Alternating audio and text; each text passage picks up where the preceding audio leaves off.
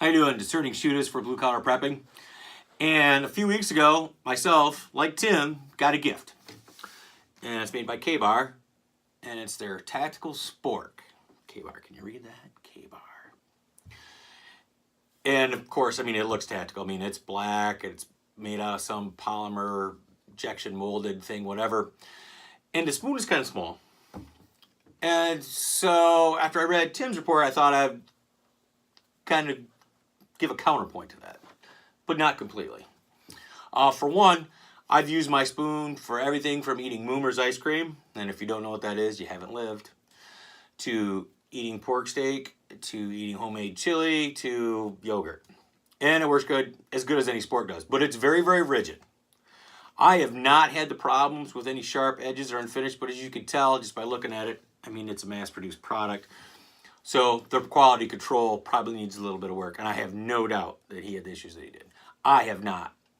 The whole thing, I didn't even notice that till actually I read the report, so now I'm making sure that I wash it appropriately, make sure there's nothing stuck in there. Speaking of stuck in there, hear that? That wasn't like it when I bought it. I used it on my food the first couple of times. It's a great Spork to have in my pocket. And I washed it in the dishwasher. I didn't do that before I washed it in the dishwasher. Now it does. Because it was very, very difficult to get apart. Now not so much. Talking about the knife. I opened this bag up with it, jabbed it through the side, and then I ripped it the rest of the way. This is a future project. I'm evaluating, and I cut up my lunch with it today, which was a nice pork steak. That was reheated in the microwave from last week that I cooked.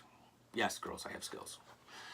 And I didn't have a problem with that either way. So, but quality control being what it is, and also the design, you never can tell. You can go either way. No one would ever think you could get on TSA with that, but you never know. You know. But it is a nice handy item. It fits in my pocket. It's good sized handle. It's got this little blunt tip on the inside. I don't know, cracking walnuts, whatever. Though my one thought is like I wouldn't necessarily try to smuggle that.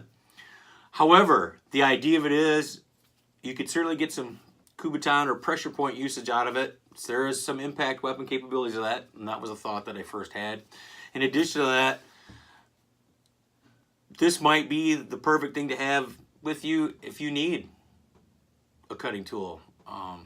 There's a couple of places that you can talk about where for self-defense, improvised weapons. You don't have that far to go.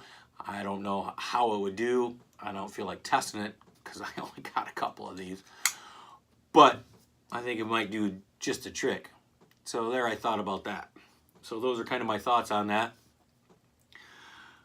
But, you know, it's a Spork. I mean, it's not a dining set. I mean, does anybody really use those stainless steel or titanium spoons? I hate the taste of that stuff in my mouth. It's gross. And in addition to that, for the price point on Amazon, I think it was like $5 or $6, maybe $7. I don't care if I lose it because I can get another one or I'm not out. It's not an heirloom. But just unobtrusively, it's a nice thing to have. I really enjoy it, and I actually make sure I keep it with me. Believe it or not, it's in my EDC because you never know when I want some Hoomers, and you can never find a spoon for that hard ice cream. Anyway, thanks for listening and watching. This is the Discerning Shootist. Be good. Be safe. If you can't be safe, be good and dangerous.